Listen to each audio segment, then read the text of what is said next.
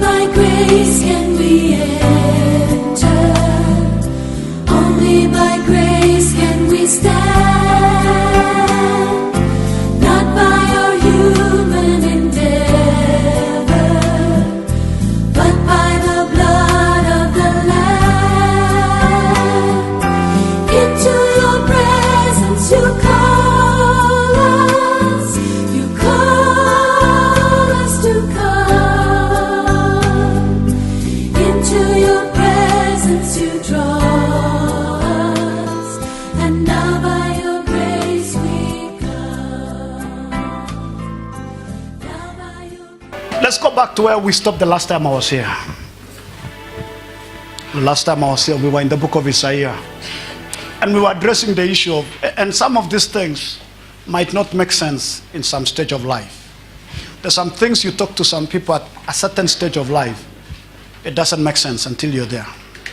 Like, for example, I've discovered today, some of the things that used to bother me were purely because of my immaturity.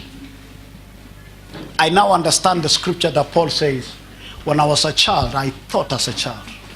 I reasoned as a child. And I spoke as a child. There are things today I look at and I realize there were no issues. You know, there are friends that we really quarreled over things that when I think about them today, I realize there were no issues. But then I was really defending a territory we didn't even add up to life. And I'm sure some of us are there, some of us are not there. Especially if you're struggling with unforgiveness, you're actually exhibiting immaturity. Because anything that doesn't earn you any profit is not worth carrying around. Serious. Let me be more practical. If you're not making money out of it, throw it into the toilet. You know, put it in value of money. If you're not earning anything out of it, it's not worth carrying it. Have you discovered most of the people who hurt you are not hurting themselves? You are hurting, but they are busy. You lose your appetite and they are eating. You know what I'm talking about? You don't enjoy your job and they are enjoying their job. So what you do is learn to, my wife normally says, carry a dustbin. There's some things you don't need. Throw them there and walk with life. There are people you carry around, and there are people whose mission in life is to break your heart. And there are things the devil knows. The devil knows when you're happy, you are more productive. When you're discouraged, when you're disappointed, your productivity goes down. So you'll make sure at any given time there is somebody that steps on your toes so that you remain unproductive. You get what I'm saying? So learn to live a free life. So we were talking about what do you do when you're tired?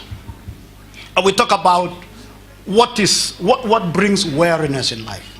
We talked about the signs, those things that brings weariness in life. We stopped at a point when we wanted to address the issue of remedies. But remember something, this is important. Go to Isaiah where we were. Let's go to Isaiah. I want you to note something that is very important. As you grow up naturally, as you pursue your natural daily life, there's always a tendency of wasting strength. Most of the time, when we get tired, it's not because we really wanted to. It's a natural course in life while we are pursuing our dreams. We get tired. This evening, when you get back home, you will be tired. Isn't that true? But the issue is, if you don't sort out that problem, then the challenge that comes is, tomorrow you will not be productive. And I think the last thing we talked about is, what happens is, when you are tired, you magnify problems. Even small things becomes mountains.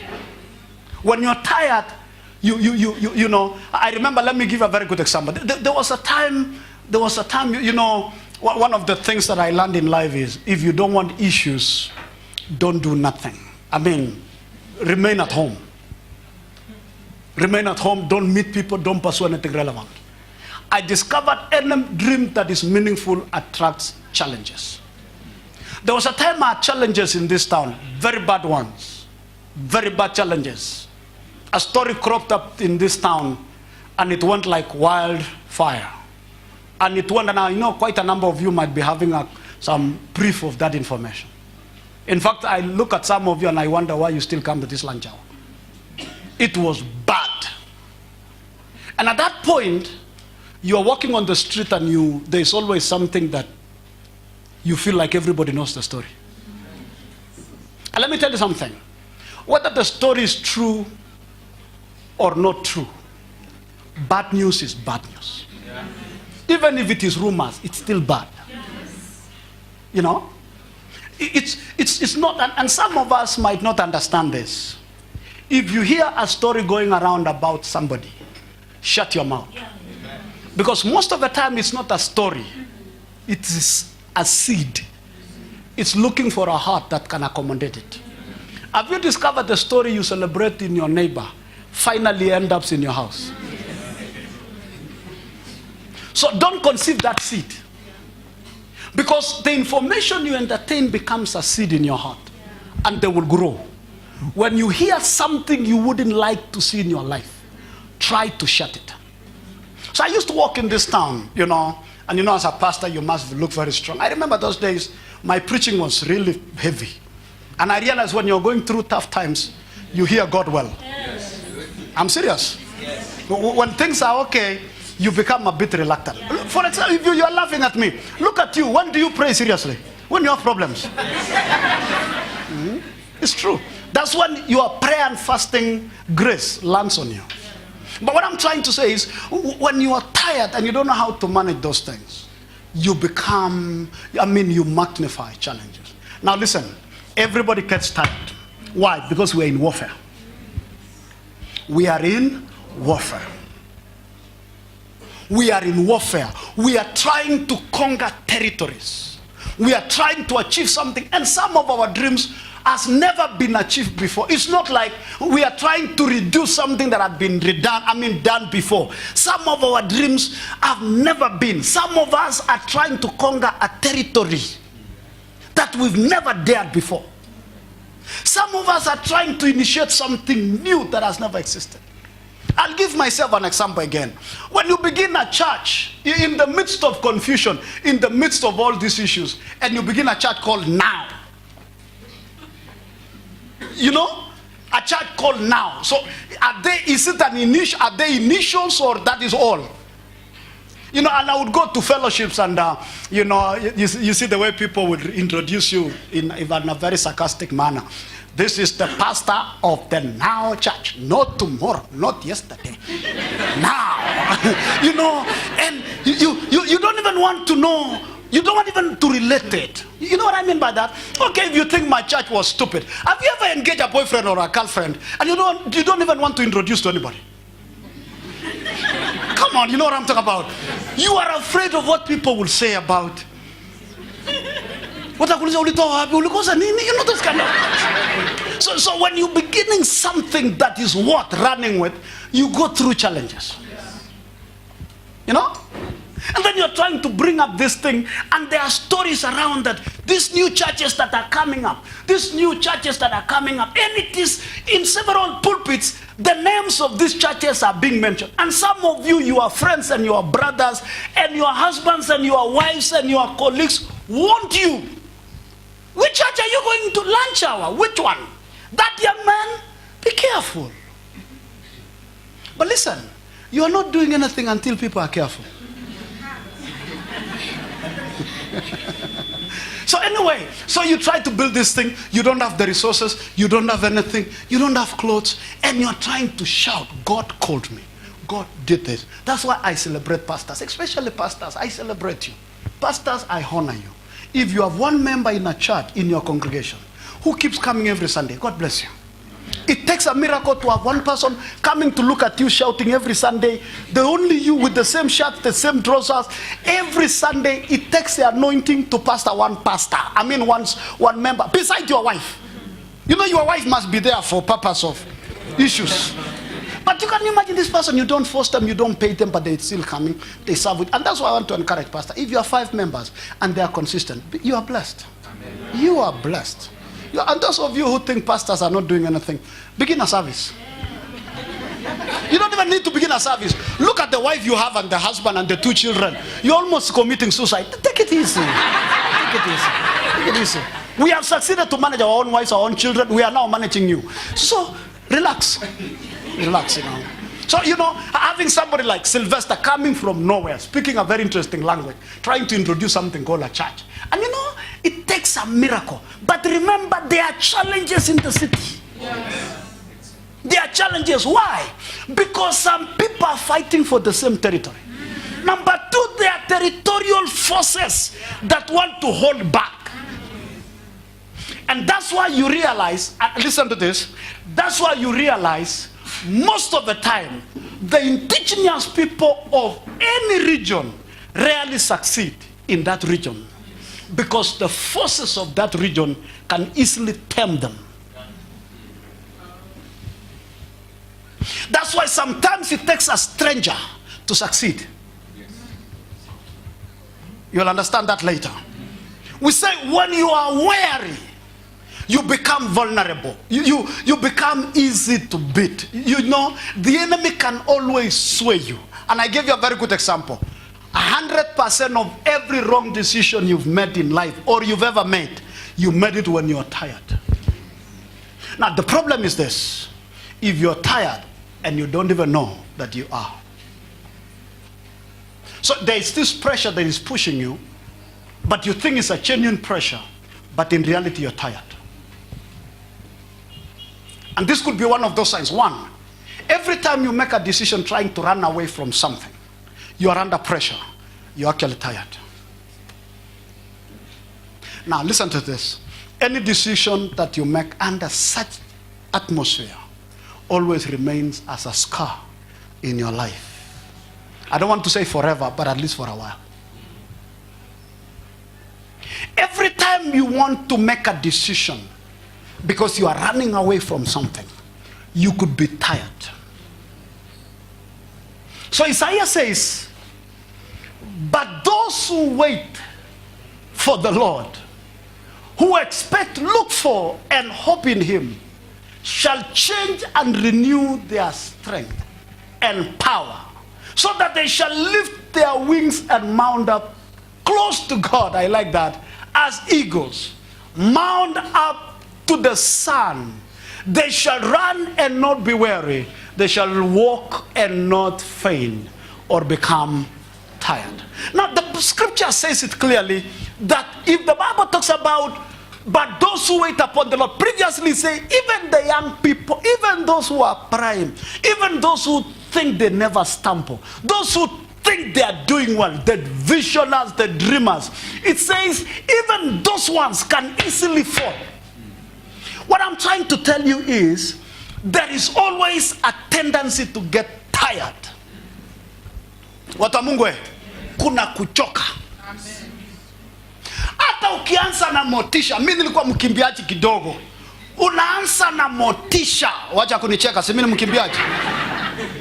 Unaanza na motisha, lakini usipojua namna ya kukeep base, unaweza choka kabla ya kumaliza. Biblia inasema kuanza ni sawa, lakini wale wanamaliza.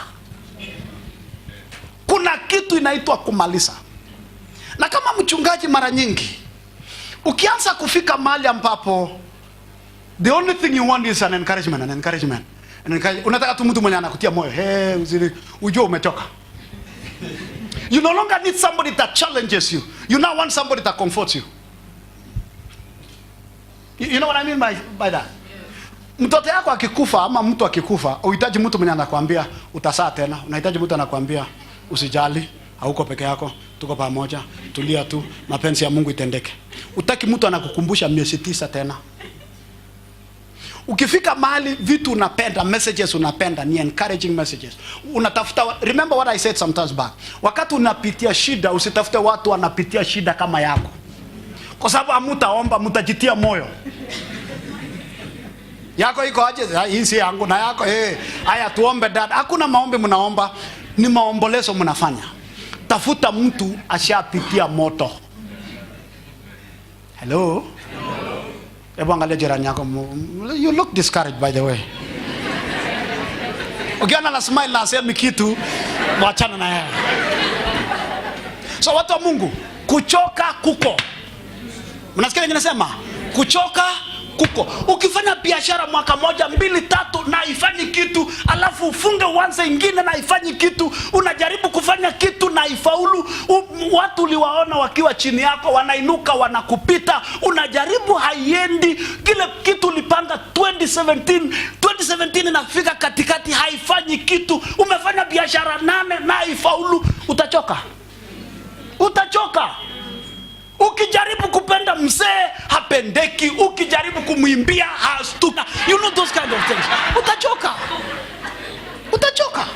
Unajua mama wanafanyanga vitu, Mungu awabariki wa mama. Na taji yenu iko wapi? Unajua mama wengine mpaka wanaosha mzee ndio akuweko mzuri.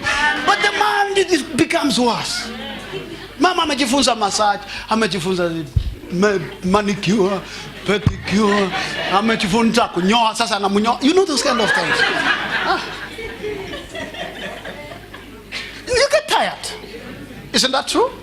Ukiwa pastor, if you are preaching, you are doing all you can. You are praying, you are fasting, you are preaching, you study the word, you come to church early, you preach, you encourage people, you give them responsibilities, you do all that you know how to do, and then the same people turn on you. You get tired. Unaanza kufikiria na mimi, nani aliniroga? What's wrong with me? And you think about it, and we think about those things sometimes. By the way, we think about closing church sometimes. And don't be fooled, the size of the church is not the measure of success.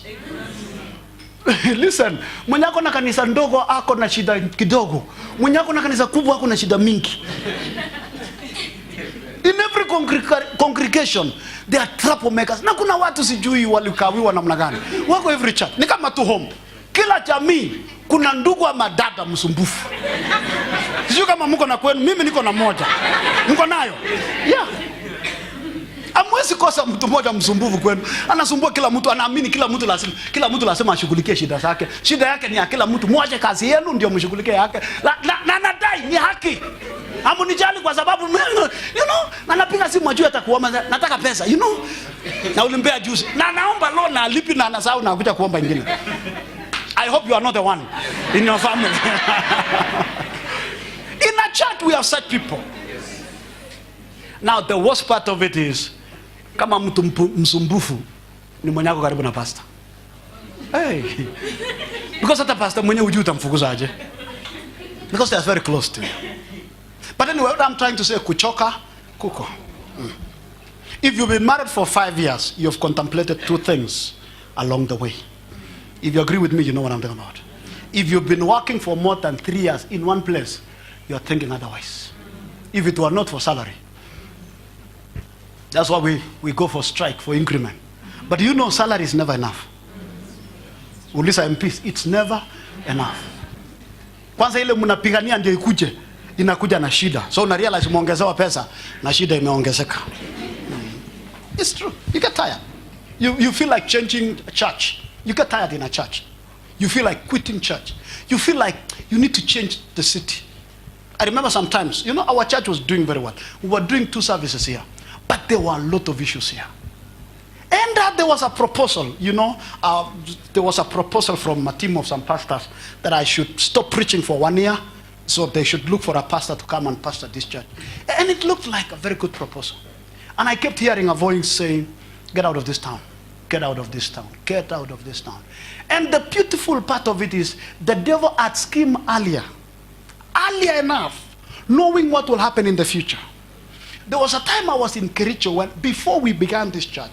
And there was a church, a pastor who is a traveling pastor, having a very good church, who had really requested me. Nakumbuka alinionyesha nyumba na gari na mshahara yetu, na katuitia dina na tulikuwa na my wife, na katuitia dina na wazee wa kanisa yetu imekupenda. We are looking for a pastor who is a resident pastor. Please consider. And it was a good temptation. Thank God for sober wise. Mimi had said yes in my heart. Because unataka Mungu aina gani? Unaomba maombi kichibiwa unaanza tena kuomba vitu vingine. And then along the way we went to Maua, and then we go to this church in Maua, a redeemed church, and the pastor had issues with the wife. The wife left the pastor, got married to another gentleman, and the man wanted to go to South Africa for studies and do something else. He was quitting ministry. He had over 300 members, and he had a good house, he had a car, and he wanted us to take over that church. So while there was a voice in this town telling me, go, I had places to go. The devil had prepared early enough a place I will run to when he finally frustrates me. But listen, that's the wrong time to make a decision. Never make a major decision in a state of weariness. When you feel like the world is coming to an end and I must do something now, don't do it. Imagine if I had succumbed to that decision, I will not be here today. Now family will not be in existence. Look even at the devil himself. Suppose I had handed over this church for somebody else to pastor. I want you to be that pastor for a moment. I've given you a church you never toiled for to pastor for 1 year. The day I will tell you to step down, will you step down or you will step up? With no details. It's like somebody telling you, because you've quarreled with your wife for a while, step down for you don't want to imagine what that is. That's the wrong time to make decision. Look at your neighbor for me. Say, neighbor, one of the regrets I have in life is our decisions are made when I was tired. Do you concur with that? Yes. Yeah. So we want to look at remedies. Look at remedies. Remedy number one. Remedy number one is to always know and identify relationships with people who are ahead of you. Always know and identify and relate with people who are ahead of you, who've gone ahead of you. There are people who have gone through what you're going through now. Today, I was in a certain hotel here in town, and I was talking to an old preacher. And I just took him out there for breakfast. I just wanted to buy him breakfast, just breakfast. But you know, when old men are satisfied, they open their hearts. And that's one of the lessons you need to know. When you go home, carry your mama something, carry your daddy something. You don't know what they will tell you. And don't go home in mind with the mind to bring something when you're coming back. Some people need to be disciplined.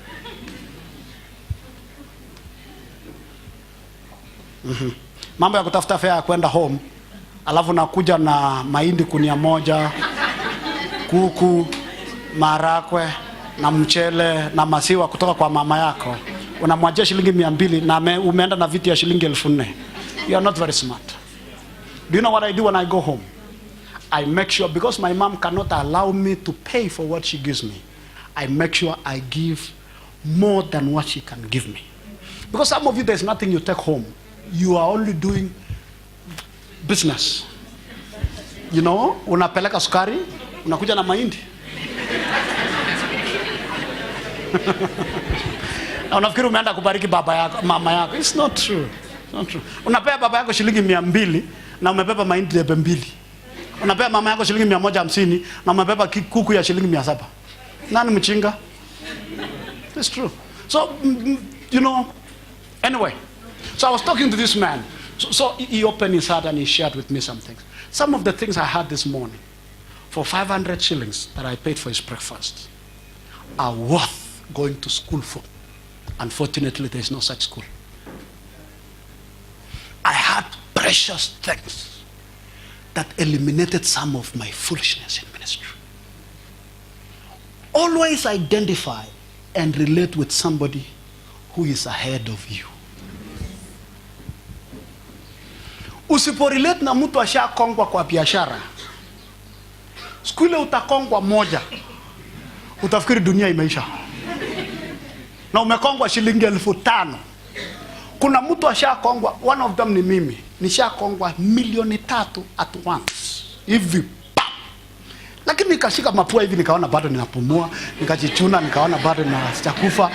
Nikaona kumbe siwezi kufa 3,000,000 ikienda. Hiyo ni karama ya kulipia uchinga. You know what I mean by that? If you don't have a mentor, you pay for your classes. If you don't want to buy a cup of tea for a mentor, you pay 3 million for lessons. And from then henceforth, I submitted to somebody who knows business. Sijakongwa tena. But I paid. So can I ask you a question? When you're going through tough times, who do you normally talk to beside you?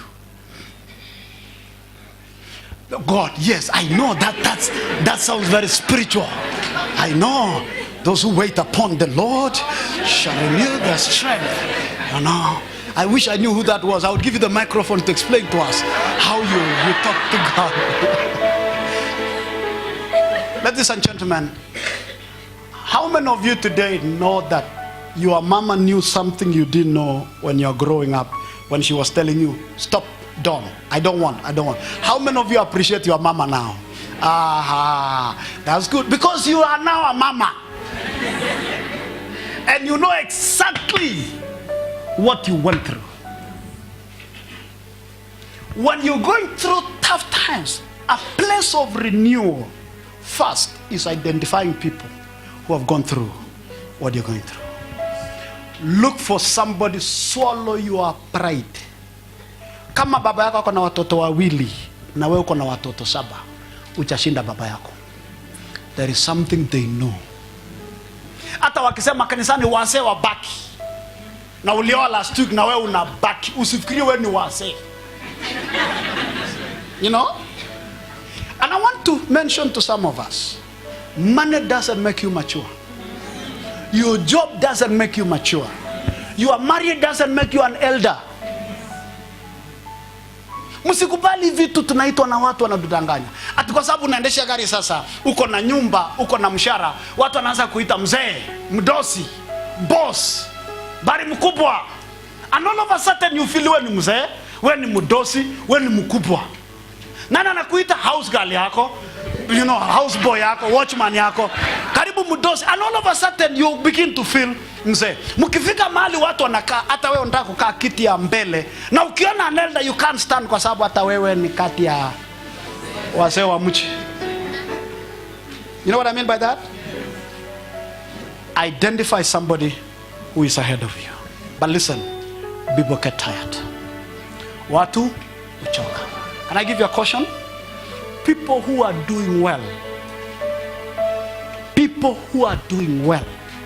are more vulnerable to being weary than people who are not doing well.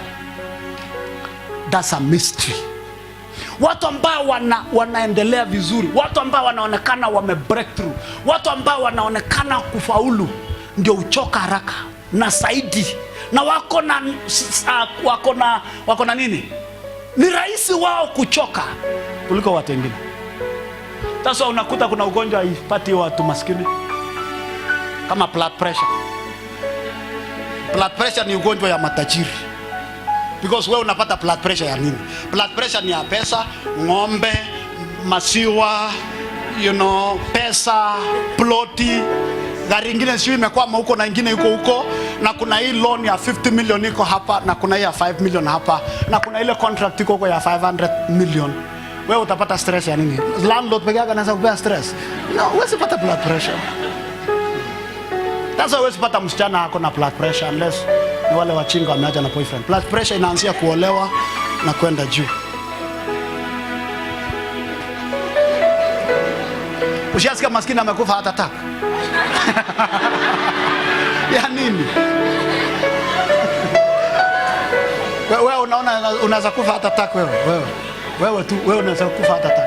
Vitu itakuwa ni rahisi sana. They are known. Sijui kama ataniwacha, sijui kama hii kazi itaendelea. Hiyo vitu. Sijui kama mtoto atafukuzwa shule. Sijui next month itakuwaje.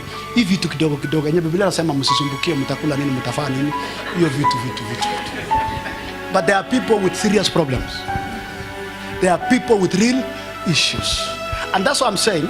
Some of your challenges just need to meet somebody who went through them 50 years ago.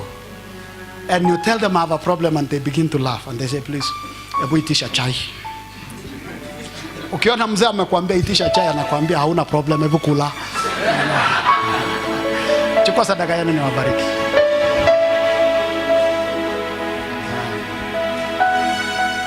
Identify somebody who is ahead of you. by grace can we enter. Only by grace can we stand.